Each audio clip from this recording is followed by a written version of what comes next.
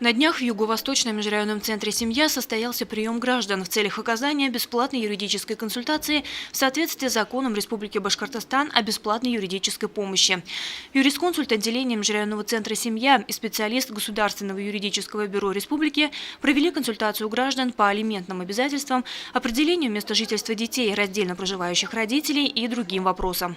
Межрайонный центр «Семья» проводит бесплатные консультации любых видов граждан, также занимается составлением разной правовой документации, в том числе практикуем семейное право, взыскание алиментных задолженностей, лишение ограничения родительских прав, восстановление.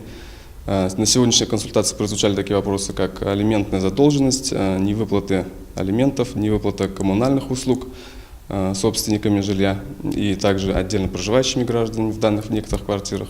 С гражданами, получившими юридическую консультацию, будет вестись работа по оказанию помощи в составлении и сопровождении гражданско-правовой документации.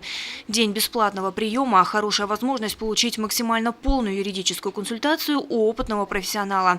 Такие мероприятия в центре «Семья» проводятся регулярно. Ляна Кириллова, Гульхамитова, Аликадыров, Гульгина Раскильдина, телекомпания СТВ.